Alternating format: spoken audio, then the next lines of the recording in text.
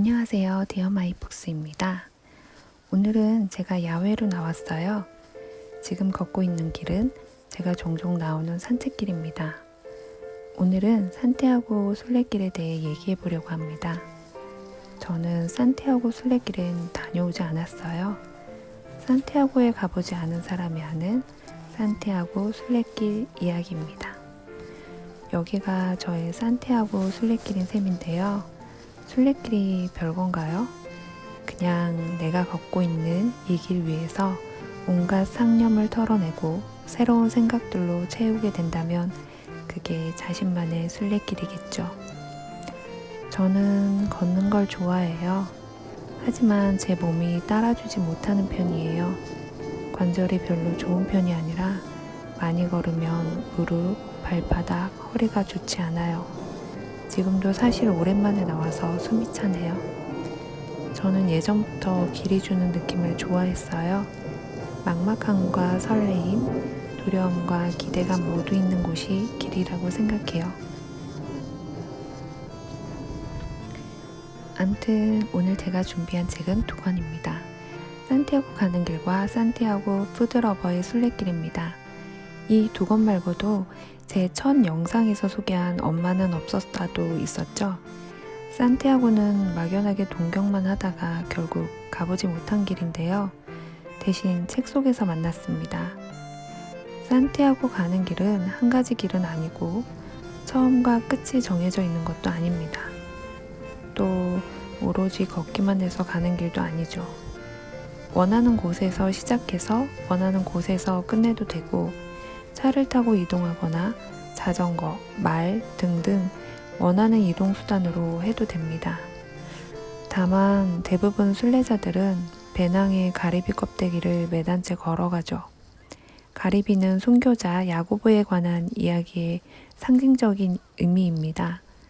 야고보의 시신이 스페인 해안에 닿았을 때 가리비가 시신을 보호하고 있었다는 설인데요. 성 야고보의 유해가 스페인에서 발견되고 그가 복음을 전한 길이자 야고보의 시신이 안치된 산티아고 데 콤포스텔라 성당을 찾아가는 길이 지금의 순례길이 된 거죠. 그 때문에 순례길을 안내하는 표식이 가리비가 되었습니다. 당연히 처음에 순례길은 순례자들이 종교적인 의미를 지니고 찾아간 곳이었죠. 그런 순례길이 많이 알려지면서 종교적인 이유뿐 아니라 단순히 걷고 싶거나 마음의 정리가 필요하거나 새로운 자극이 필요할 때 혹은 인생이 힘들거나 지쳤을 때 사람들이 그곳을 찾기 시작했어요.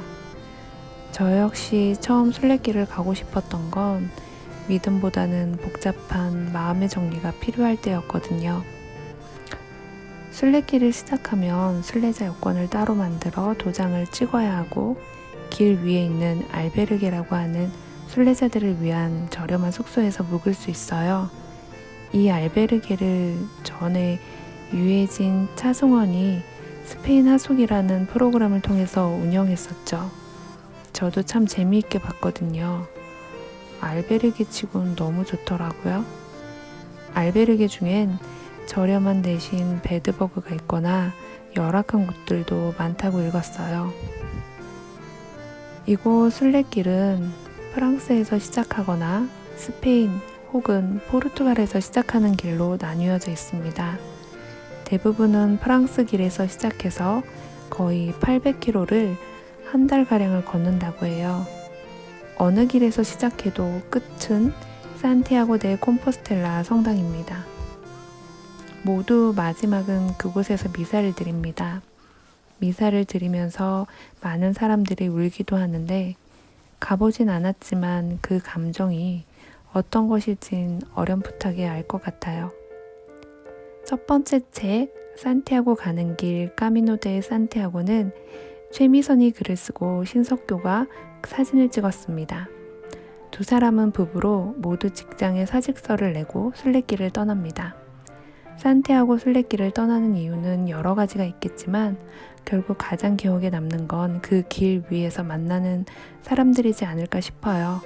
부부는 그 길 위에서 만난 사람들 그리고 왜 걷는지에 대해 말하고 있어요. 속도에 맞춰서 혼자도 걷다가 함께도 걷다가 마치 순례길 자체가 인생의 축소판처럼 보이기도 합니다.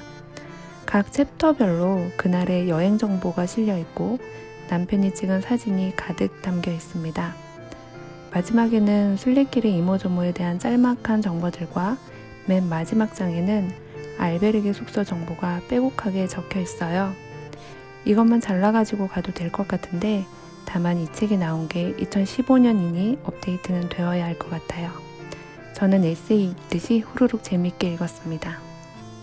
두 번째 책은 산티아고 푸드러버의 순례길입니다.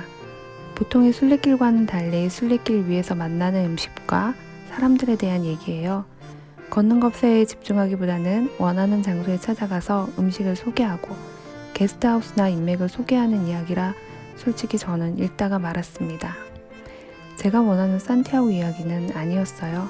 하지만 음식에 관심이 있거나 색다른 순례길을 읽고 싶다면 읽어보면 좋을 것 같아요.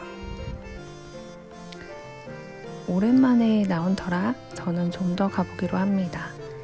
미세먼지가 없는 날이라 하늘이 꽤 맑네요. 신종 코로나 때문인지 평소보다는 사람들이 없는 편인데요. 저는 마스크를 끼고 헉헉거리면서도 잘 걸어갔습니다.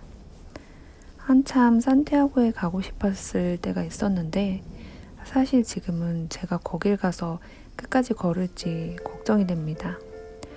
여행은 언제 가도 좋지만 어떤 여행이 될지는 나이대에 따라 달라지는 건 확실한 것 같아요.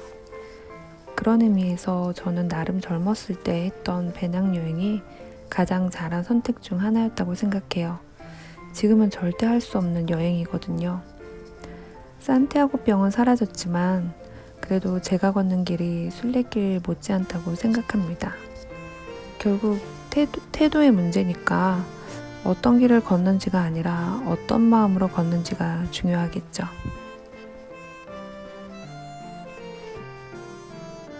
마지막으로 집에 가기 전에 새로 생긴 운동기구에서 마지막 마무리 운동도 해줍니다. 너무 춥다고 집에만 있지 마시고 마스크 잘 쓰고 건강관리 잘 하시길 바랍니다. 그럼 우린 또 다음에 만나요.